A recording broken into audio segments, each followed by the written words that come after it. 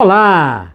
Nesta quinta-feira, 30 de novembro, eu tenho uma notícia péssima para dar, mas é a única notícia que eu quero dar hoje, porque é a prova de que essa casta que domina o Brasil, justiça, Congresso, Forças Armadas, sindicatos e governo federal, ela quer nos impedir até de nos pronunciar. É que o Supremo Tribunal Federal, por 9-2, decidiu que meios de imprensa podem ser condenados por entrevistas de terceiros, desde que tenham indícios concretos de falsidade na acusação.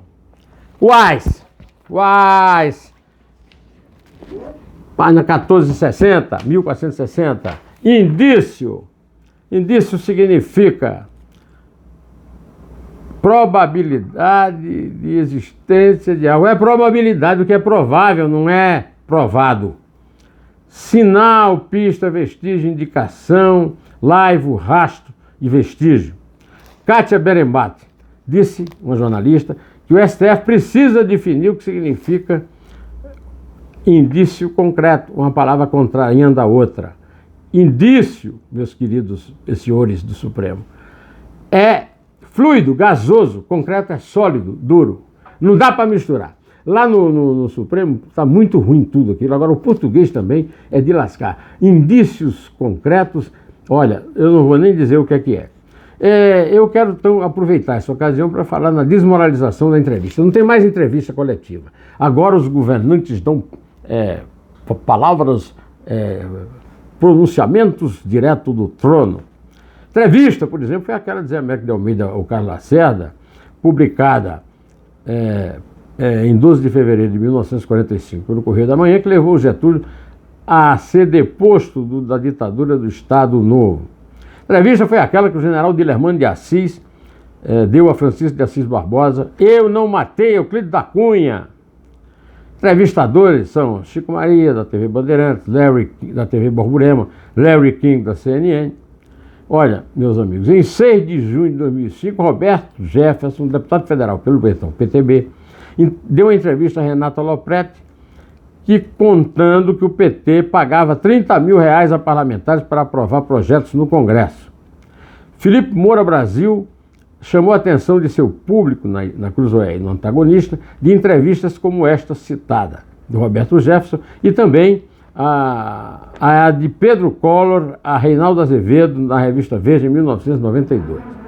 A respeito dessa agora, eu tenho aqui um testemunho que é o seguinte: vocês todos sabem que hoje, inclusive, muita gente retuitou, né, isso aí, a minha participação no Roda Viva com o então ministro do STF, Marco Aurélio Mello, em 4 de abril de 2016.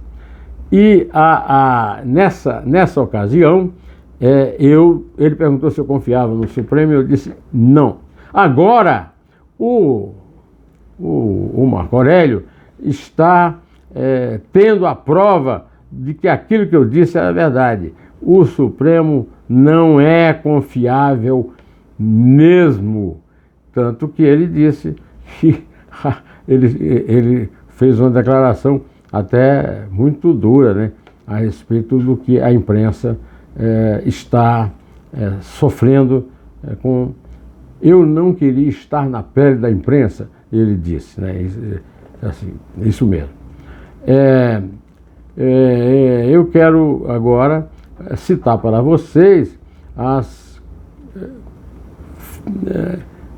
tentativas de controle sobre liberdade de opinião que começaram quando o Lula convocou uma fala do trono, sentado na poltrona nos jardins da Embaixada do Brasil em Paris, gravando uma defesa das acusações feitas contra ele que geraram a Operação Lava Jato, e depois no Fantástico para o Pedro Bial, tentando se defender do indefensável.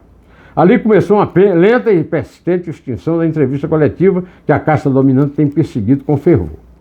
Vamos citar aqui alguns colegas. Antigamente era Twitter, hoje é X, né? Diego Costeg, a decisão do STF não combate a irresponsabilidade de alguns, o que ela traz é o risco de autocensura de toda a imprensa.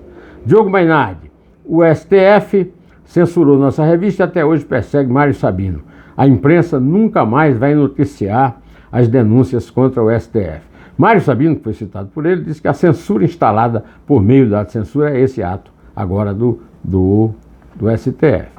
Eu quero citar especialmente o advogado André Marcília, que é um grande especialista nesse assunto, e que ele esclareceu tudo. A decisão do STF, que torna a imprensa responsável pela declaração do entrevistado, é inconstitucional. A responsabilidade haverá se haveria indícios concretos à época em que a entrevista foi dada. E, 2, se o veículo deixou de verificar a veracidade dos fatos. Do ponto de vista jurídico, o STF transformou a garantia constitucional do exercício da liberdade de imprensa em uma atividade de risco. Teve um seguidor dele lá no X, Al Rodine Neto, que escreveu que o STF criou uma nova modalidade de censura prévia. Censura prévia foi feita na época da ditadura no Estadão e no Jornal da Tarde, que se negaram a fazer autocensura, e a ditadura mandava os censores para os jornais, o censor censurava, e no espaço da notícia censurada, o Estadão publicava um verso de Camões, dos Lusíadas, e o Jornal da Tarde uma receita. Teve gente até que telefonou para o jornal reclamando que tentou fazer receita e não deu certo. Imagina, não entendeu nada do espírito da coisa. Eu quero terminar com uma frase do Diogo Chiuso. Agora é terminantemente proibir ao entrevistado afirmar que algum político ou magistrado supremo foi pego na lista da propina da empreiteira. Entendeu? Viu o espírito da coisa qual é? Então, com isso eu me despeço. Direto ao assunto. Em pé.